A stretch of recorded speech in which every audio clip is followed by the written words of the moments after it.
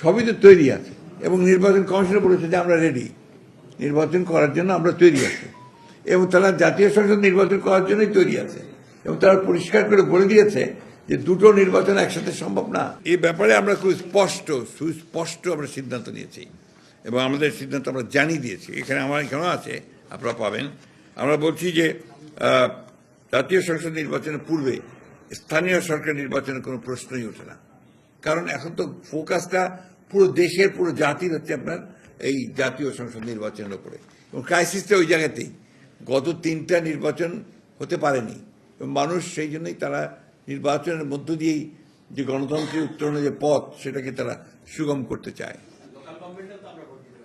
না, local government is not the, মানে ওইটা তো আপনার জাতির সমস্যার করে না, আপনার দেশ চালায় না, ওটা তো লোকাল গভর্নমেন্ট চালায়।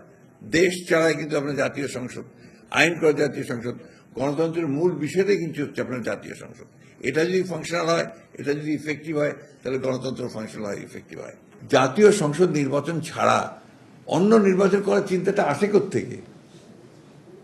এটা গেল 1 নম্বর। 2 নম্বর, নির্বাচন পেছানোর চিন্তাটাই বা আসে কোত্থেকে? কারণ এটা তো আপনার একদম প্রথম ব্যাপার। আপনি দেশকে যদি একটা রেড লাইনের উপর ঠিক তুলতে চান, সংস্কার তো আছে, সংস্কার চলমান প্রক্রিয়া। আমরাই যে সংস্কারের সবচেয়ে বড় আপনার আপনার তৈরি করেছি, আমরাই আগে দিয়েছি। সেই কবে 2016-তে আমরা আপনার ভিশন দিয়েছি, আমরা 22 সালে আপনার 31 দফা দিয়েছি। প্রতিটি আপনার দফার মধ্যে তো সংস্কার, আর সংস্কার চলমান প্রক্রিয়া। আমরা যে সবচেয়ে বেশি সংস্কার করেছি।